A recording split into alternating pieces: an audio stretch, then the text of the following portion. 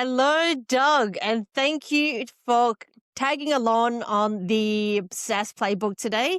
Now, I know we discussed we're not really SaaS, we're a little bit SaaS adjacent, which I'm really excited to hear your insights being SaaS adjacent. Now, if you don't know Doug, he is the president and the owner of CMIT.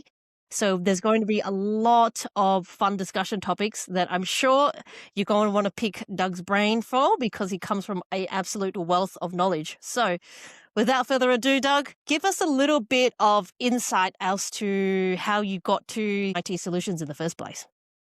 But to clarify, I'm the president and owner of CMIT Solutions of Atlanta Southern Crescent and Atlanta Northwest. CMIT is a franchise, and so there's 200 locations. My background was 22 plus years corporate sales and marketing, ending up as an executive leader, in a global vice president role, running a $750 million global business, and just was done with corporate. I don't like politics. I don't like corporate greed. I think the most important thing in my career that I always focused on was taking care of the customer. And if you take care of the customer and do the right things tend to take care of themselves. And so when we made the transition in the middle of the recession, I opened the business on April Fool's Day in 2009 and chose not to participate in the recession. And here we are almost 17 years later. Wow, that's quite a lengthy tenure, Doug. But I think when we first spoke as well, I mean, we really connected on not being in corporate anymore, but also being from a sales and marketing background. And I'm excited to pick your brain because I'm definitely going to be able to take some notes in this session. But even for our listeners, they're definitely going to, I'm speaking out of term and generalization here, but I know with 17 years under your belt, there's definitely going to be some things that we can take note of. So you just mentioned now you've had a long, extensive career before building CMIT, or at least engaging in a franchise. Looking back, what experiences have most changed how you think about leadership and success? Geez, that's a good question. I'm not sure that I've really changed my viewpoint. Leadership and success, the fundamentals that make you successful in a leadership role, I think stand the test of time. I mean, the tools that you use to communicate and that you use to do your job, I think have changed. But fundamentally, leadership goes back to, I'm very strong in my faith. So, you go back to biblical principles, treat people the right way, be a good steward of what you've been given, and try to do the right thing all the time. Our motto from the day we opened this business was, I will fail doing this right before I succeed doing it wrong. And so when you do that and you present those values to your staff every day and you walk the walk, I think it builds a culture of doing the right things and taking care of the customer and being above board. So, leadership by example is very, very important. I've had opportunities over the 17 years to work with employees that have come and gone, and I've had to deal with them in a corporate response, if you will, based on my experiences, been able to do that. But the ones who have stayed are the ones who buy into the culture and the belief of take care of the customer first and let the rest of it work itself out.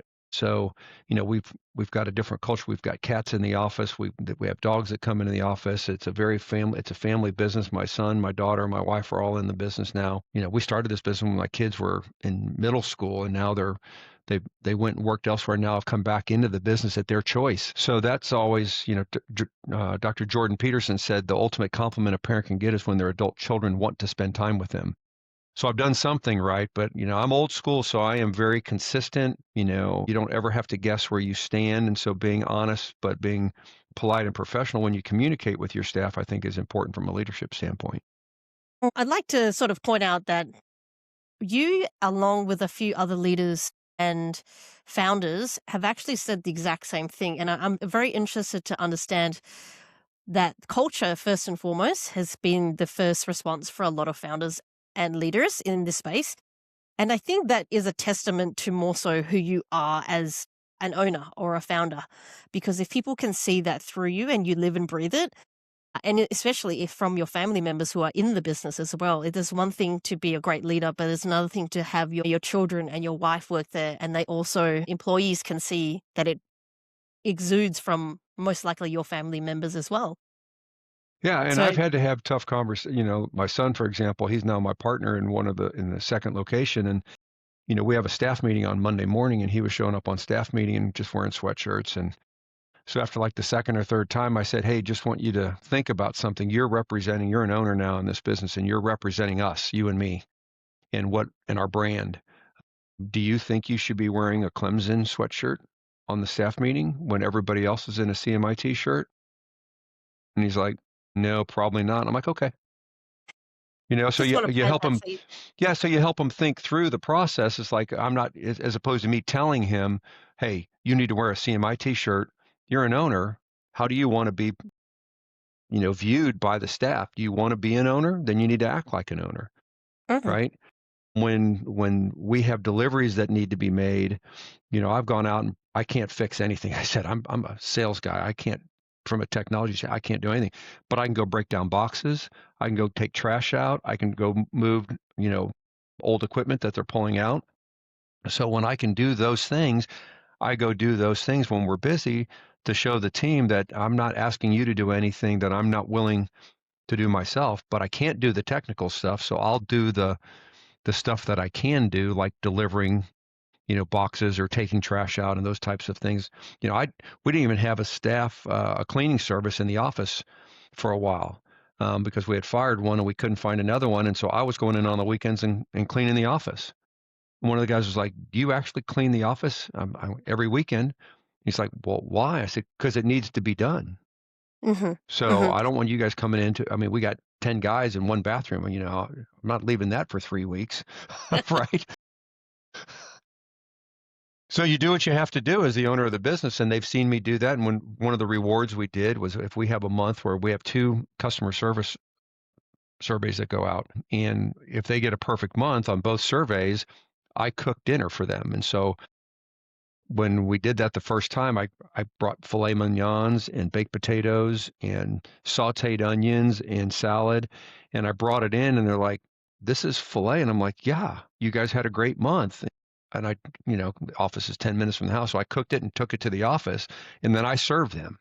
Yeah, That's my role. That's my way of thanking them for doing a good job, and I think that really sent a message to them: is, crap, this guy. I mean, it wasn't hamburgers; it was, you know anyway. play. So those are the types of things that I've done to show them, because as a small business I can't pay corporate rates, and I can't give them corporate insurance packages and the things that you do. So you try to create a culture that people want to be at because they're appreciated.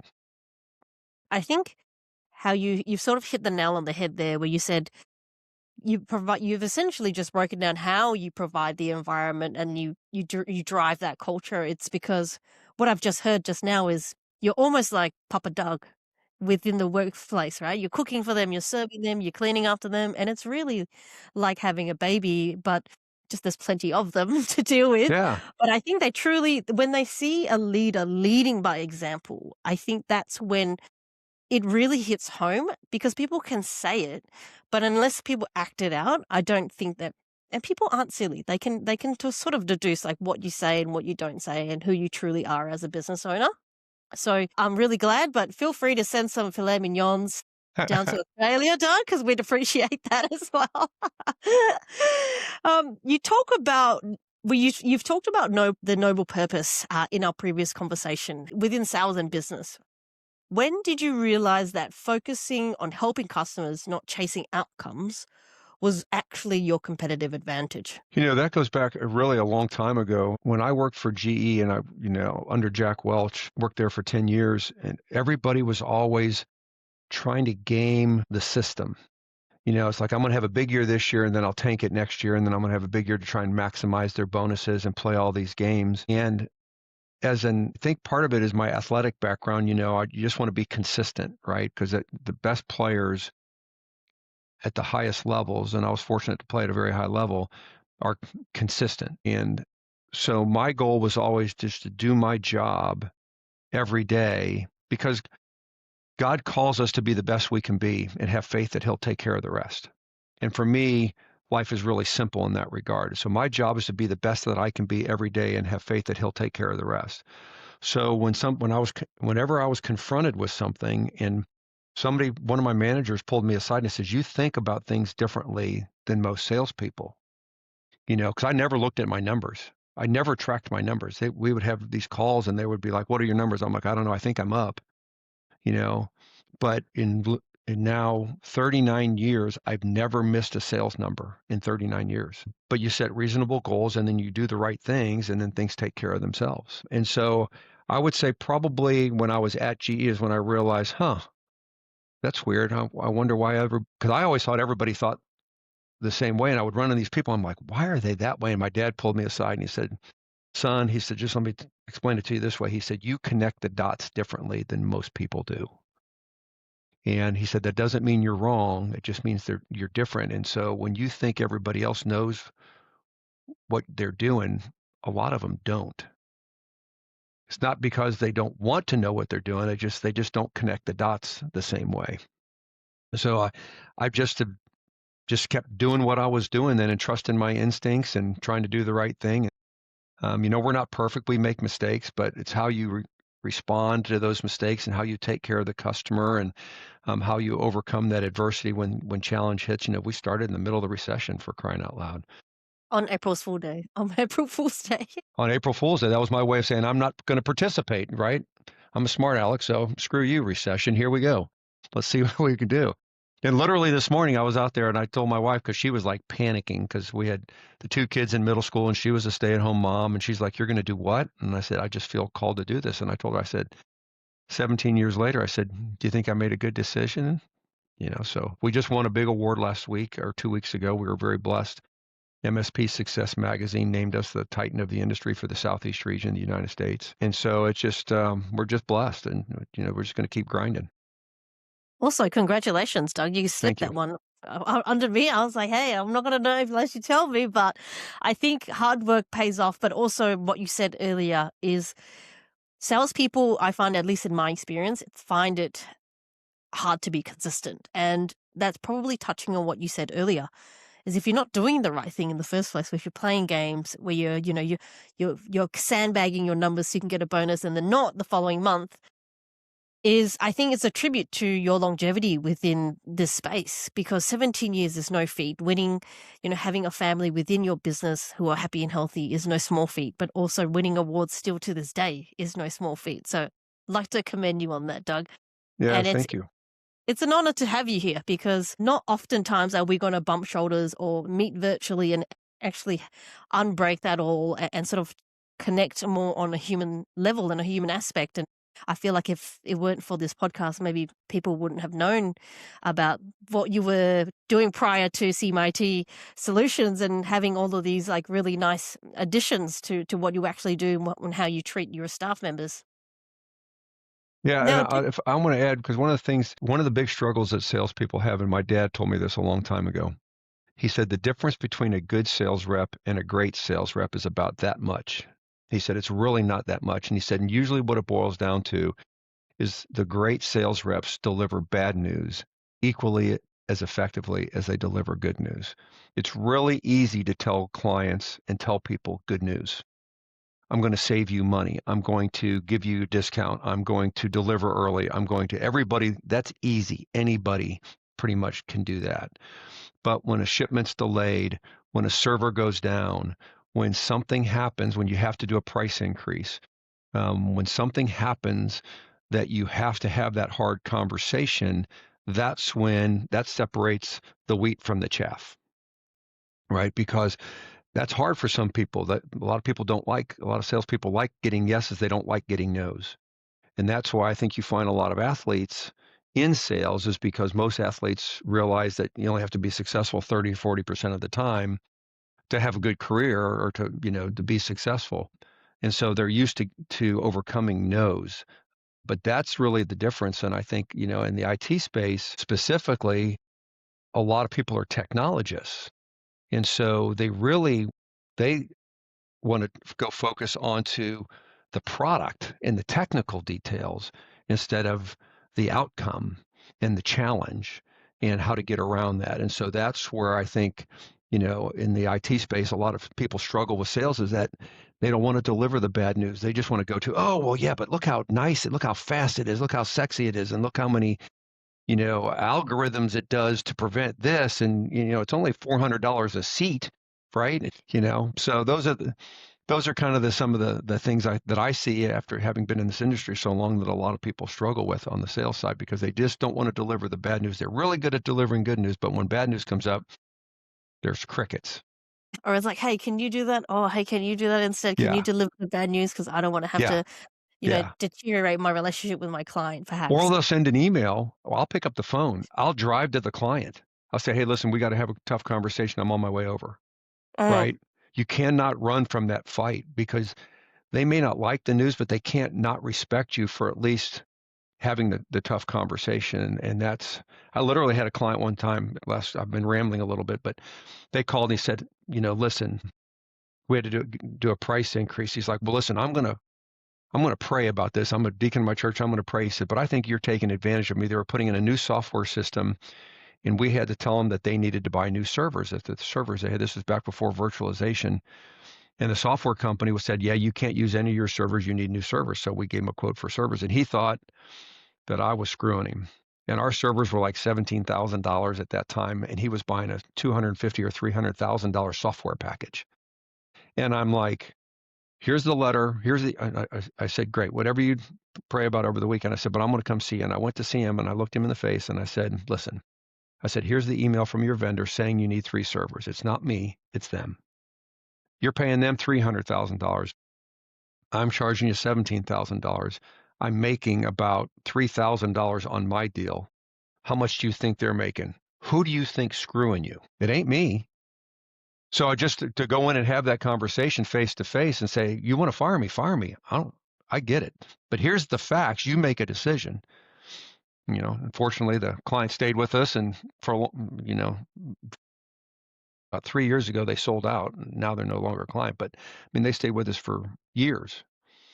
But yeah, and I'm I think not. I used to call on Walmart. Nobody scares me. I mean, if you don't want to do business with me, don't do business with me. I get it. mhm, But you're not going to bully me. You're not going to threaten me. You're not going to lie to me. We're going to have an honest conversation about it. and I think in this day and age with modernization and technology, Doug, you're right. People are not willing to have those conversations, and a lot of businesses would just send an email and just say, "Hey, call it a day."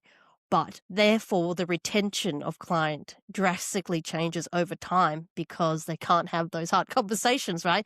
And I think it's a bit of an old school approach where, hey, I have an issue. Let's actually meet face to face and talk it out. But I find in the new generation, people are too afraid to have those conversations and they're just too afraid to face another human being, right? A lot of the younger generation are too scared to pick up the phone, let alone speak to someone face to face. So it's really interesting lay of the land, or at least landscape, the way that we're heading into this digital age, which brings me to the perfect segue to the next question, Doug. You've seen AI sort of from both sides now, efficiencies for business, but also risk through cybercrime. From where you sit today, where do business leaders misunderstand AI the most? Small, especially smaller businesses, they think AI is an easy button. They think that all of a sudden I'm going to start doing AI and I can let go of employees, I can scale, I can do all of this. Just everything's easy. All of a sudden everything's easy. I don't have to work. It's a shortcut. And it's not. It's just not. There's risk associated with it. It's not right all the time. There's still flaws in the process. It just, AI does, I'll use myself, AI doesn't connect the dots the way I connect the dots. It takes all the information it has and it comes up with something. And yet when it still does an output on certain things, I'll want to tweak it because there's inaccuracies or inconsistencies in it. Now, there's things it's great for. It's great for doing first drafts. It's great for doing initial plans. It's great for doing a straw man. I used it for 5-year planning. I took all my P&L data, put it in, asked it for a adjusted forecast for the next 5 years because we had a couple big hardware years. I said, normalize the hardware, give me a 5-year forecast for my P&L, and then take it, and then I make the tweaks. So it does a lot of the legwork for you. But at the end of the day, the business owners still have to make the decision, still have to do the final tweaks and put their personal take on it. At the same time on AI, I mean, there are deep fake videos. AI is now in the emails for business email compromise is still the number one security threat, and it's getting harder and harder. There is no more bad syntax, poor punctuation, obvious scams. I mean, they're getting trickier and trickier and harder to see. And a lot of vendors are saying, oh, we're using AI to combat AI. Well, no, you're not. You're just using super, super, super advanced algorithms because no AI can properly guess where a hacker's going to develop next. It doesn't work that way. Our security protocols, unfortunately, are always going to be reactive to what we're seeing from the cyber criminals. So it's not an easy button. It's not an all safe, what's the bubble that you put around you that protects your business. I'm going to use AI and I know nothing will ever get to me. That's not true. It just doesn't work that way. So I think that's the biggest challenge for small business owners is using it where it makes sense, makes them more efficient, can streamline stuff. But I think you'll find, one of the things, let's talk about, AI is now being used to answer phone calls, right, for customer service and take you through the first couple of steps. Most people know when you're talking to AI, right? And they get I got a call frustrated. earlier today actually from a telemarketer that I think if you are going to make outbound calls via AI, I feel like you need to state that they are AI because there are Yeah. people out there who can't tell the difference, which is a security risk. Yeah, I mean, so it just allows people that are already afraid of communicating to be able to manipulate communication to make their lives feel better. I think it hides insecurities. I think it masks, mental challenges and psychological challenges. I think it's a really, really scary path to go down, and investors are so focused on the upside from the monetary standpoint that the collateral damage is being overlooked. That's a big personal concern of mine. From a business standpoint, we've got to try and narrow the threat vector as much as we can, and educate our clients as much as we can because there's a lot of good stuff and there's a lot of benefits to AI, but there's a lot of risks and long-term challenges too, I think. Well, I think you actually you subconsciously answered the second question relative to AI. So there's probably no point me asking it, but I just wanted to quickly touch on it because you already touched on it just now.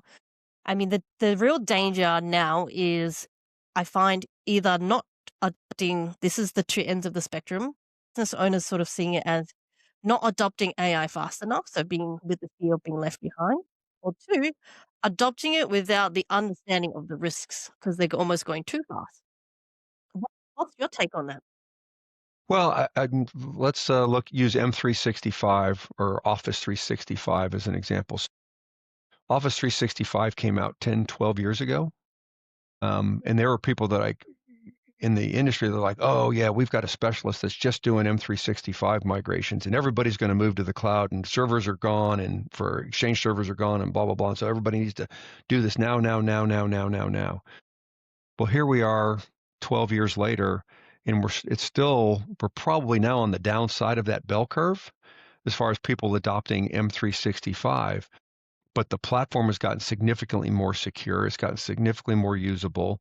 It's got significantly more cost effective versus the old retail model, right? So it took time to work out all the bugs and I think AI, we're still on the bleeding edge. I mean, we're still on the front end of that bell curve. There's still a lot of risk associated with it. And kind of like vaping, right? Vaping is better than smoking. Now that we've Is done it it for though? 10 years, it's really not. Right? So it just was new and different. So I made everybody, and that's the way they sold it, was that it was going to replace. So I think AI is being sold as it's the end all be all. But at the end of the day, I mean, I don't want to live in an AI society. I don't want to go away from human interaction and face-to-face connections. And I mean, that's what makes life meaningful for me. And if everything's AI and you never leave the house, I mean, is that really where we want to head? So I mean, maybe I'm too old school, but I mean, I use ChatGPT. I've used other AI platforms, and I do see the benefit in it, but I'm not jumping in up to my neck in it. I just think there's some risk there. If we lose control, man, I'm going to be around hopefully another 30 years, man. I don't want to live in an AI society. Neither. You can actually see this is not really AI specific, but you can see how the modern age and digitalization of the modern age has really affected day-to-day interactions. And I'll give you a story about they call it the Gen Z stare in retail employment, right? And what it is I think we're used to being greeted immediately when you enter a store or enter a place of business. Nowadays, you go into a business, no one greets you. And it's almost like they're there and you're a burden because you're a customer and you're interrupting their time, right? And I didn't believe it at the start until I started to experience it on a day-to-day basis. And it's become now where you have expectation of service delivery. It's not there. So then you look at other ways to get your groceries or get your online orders. You're just going to be more inclined to order online. And that's almost taking a step backwards in actually technology and human experience. So it's kind of it's scary. I don't see, for example, like deep fakes and AI video content creation. I don't ever see the point of that. Like what that seems to me that there's more harm than there is good with that intention of actually developing these kinds of things. From a marketing perspective, yeah, that's great. But nowadays, because AI has taken over that space, people actually lean more towards real, unedited content now. And that's kind of the reason why I created this podcast is because we're almost getting into a point where we're losing ourselves and we're losing it. We're losing away the human touch, but also how creative the human really is and what we can really truly achieve. Yes, we can adopt AI for, manual task or task loading, which is too heavy, that it affects the productivity of your team, but not when it comes to making decisions or being creative or thinking outside of those box or in Doug Bates' terms, connecting the dots differently.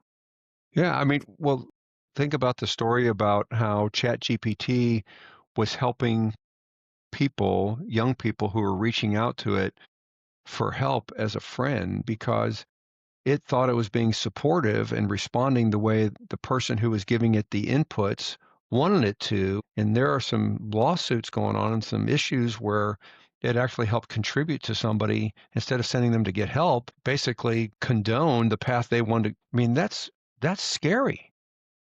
I mean, because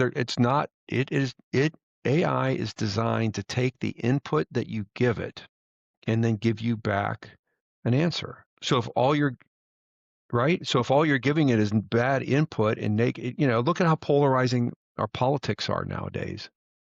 So when you have somebody on either side or any religious belief, and all they're doing is putting in their opinions and their beliefs into the AI, what do you think they're going to get out?